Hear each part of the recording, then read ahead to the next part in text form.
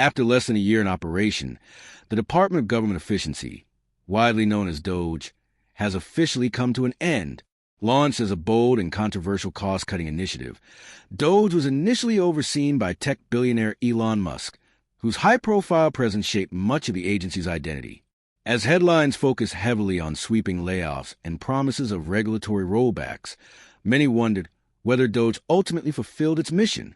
Today, we revisit the roots of the agency, its rapid rise, its dramatic internal conflicts, and the political forces that shaped its fate as it dissolved far earlier than anyone expected. Doge's story begins with central mandate Musk said came directly from President Donald Trump. Eliminate waste, slash regulations, and restructure large parts of the federal government using AI-driven systems. While the public debate often centered around job cuts, Doge had a broader mission, something closer to a full-scale redesign of government operations. This gave the agency an outsized presence from the moment it launched.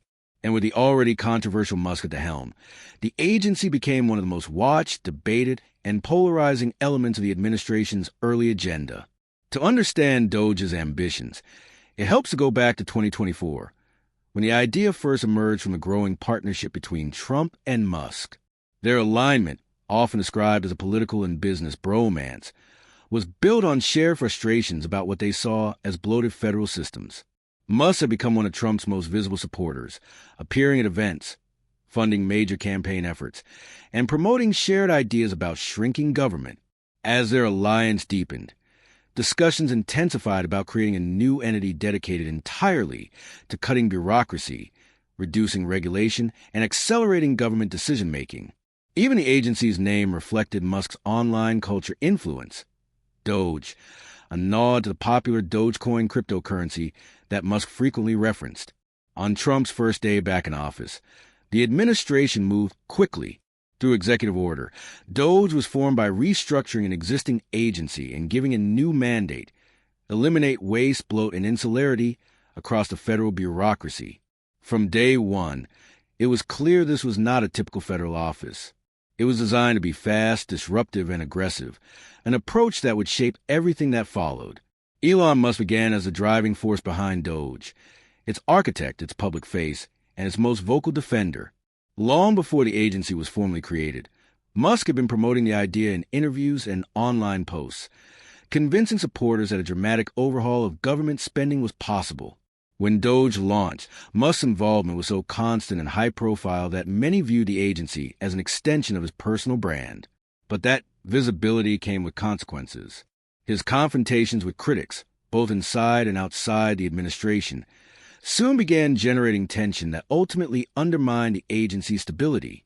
The turning point came when Musk openly criticized Trump's massive tax and spending bill, which had been a cornerstone of the administration's economic agenda. Musk argued the bill added too much to the federal deficit and contradicted Doge's core mission of reducing government overreach. His public opposition triggered a serious conflict between the two men. What had been a strong alliance quickly unraveled.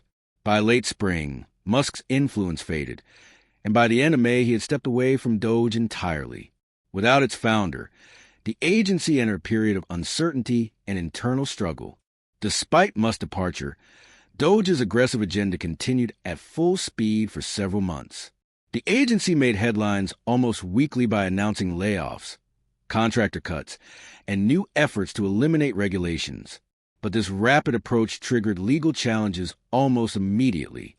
Federal judges repeatedly ruled that some Doge actions overstepped executive authority, intruding on responsibilities meant for Congress. Meanwhile, protests grew as tens of thousands of government employees faced job losses. For many communities dependent on federal employment, the upheaval created widespread anxiety and frustration that turned into political and legal resistance. During February through April, Doge oversaw one of the largest workforce reductions in modern federal history. Entire offices experienced sudden job cuts, voluntary buyouts were offered nationwide, and some agencies were effectively dismantled. More than 2 million federal employees were notified of buyout opportunities, creating uncertainty across the government. But the strategy had flaws. By midsummer, agencies began reporting severe understaffing that threatened essential public services. Soon, departments like the IRS, Social Security Administration and National Park Service publicly acknowledged they no longer had the personnel required to perform basic functions.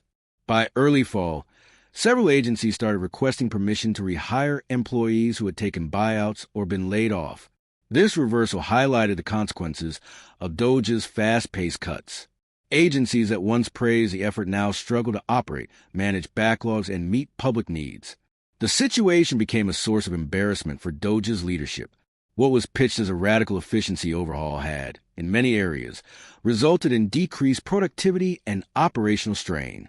The administration's attempt to correct the issue quietly underscored how disruptive the rapid workforce reductions had been. As controversy mounted, Doge's central structure began to weaken. Musk was gone, several senior officials had exited, and internal communication faltered.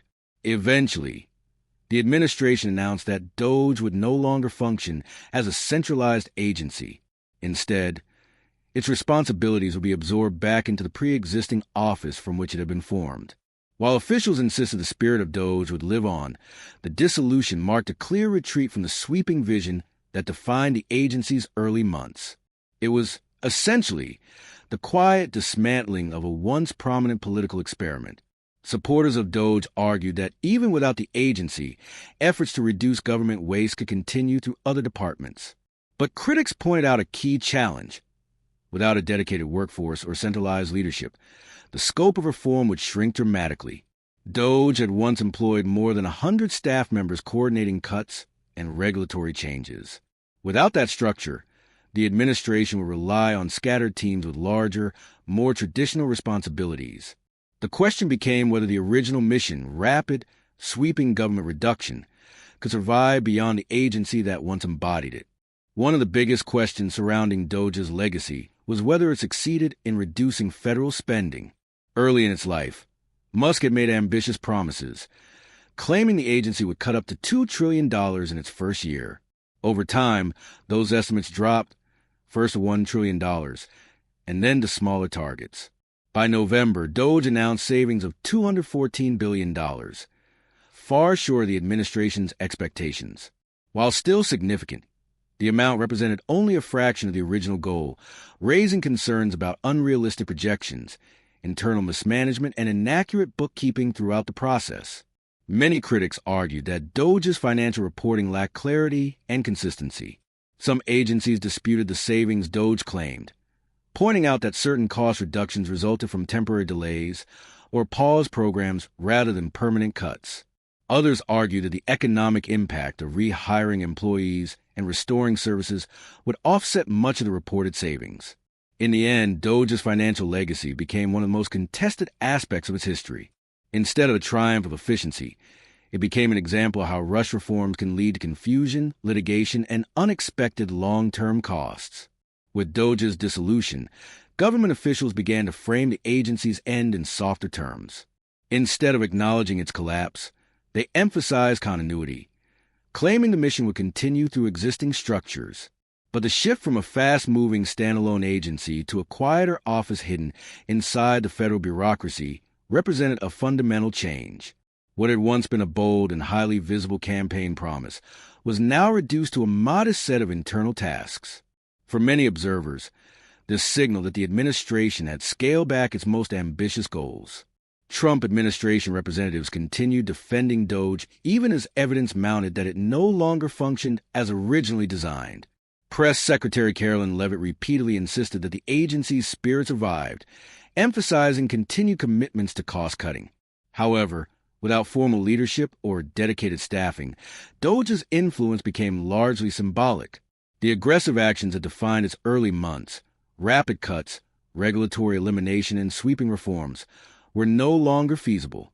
Instead, the future of government reduction seemed destined to shift into slower, more traditional processes characteristic of long-term bureaucratic reform. The collapse of Doge also raised broader questions about the challenges of modernizing government. While technology and AI can streamline some processes, experts argue that significant institutional change requires collaboration with Congress, long-term planning, and careful oversight. Doge's approach, speed, disruption, and unilateral action, may have produced headlines, but also created conflict, legal setbacks, and operational chaos. The experience demonstrated that while innovation can transform government, it cannot bypass the structural checks built into federal systems without facing consequences. As Doge transitioned out of existence, many federal employees expressed relief that the turbulence of mass layoffs and buyouts had ended, yet uncertainty remained. Some agencies were left rebuilding after months of instability, while others tried to rehire staff or restore programs that had been abruptly cut. The legacy of Doge lingered in new questions about workforce stability, employee morale, and the lasting impact of rushed administrative restructuring. Whether future administrations would attempt similar reforms became an open question shaped heavily by Doge's controversial record. Despite the agency's dissolution, political debate around government size and spending continued. For supporters of smaller government, Doge represented a bold attempt, albeit flawed, to confront inefficiency. For critics, it stood as evidence that dramatic cuts can backfire without careful planning. In many ways, Doge became a case study in how ideology, leadership, and political conflict can shape federal operations. Its rise and fall highlighted the tension between ambitious goals and practical realities, especially in a system as large and interconnected as the U.S. government. As the administration looked ahead, officials sought to frame Doge not as a failure, but as a bold first step in a longer process. They argued that even if the agency no longer existed in its original form, the message remained: government should operate with efficiency, accountability, and restraint. Whether that message will translate into meaningful long-term reform remains uncertain. But Doge's story, its creation, conflicts, accomplishment, and missteps, offers a revealing glimpse into complexities of governing in an era of rapid political and technological change. In closing, Doge's brief but eventful existence left a complicated legacy. It began with sweeping promises fueled by political alignment and tech futurism. It continued through bold actions that sparked lawsuits, protests, and national debate. And it ended quietly, absorbed back into bureaucracy it once sought to disrupt. As the Trump administration moves forward without Doge as a central force, the question becomes whether its ambition will survive, or whether the agency will be remembered as a dramatic but cautionary chapter in modern American politics.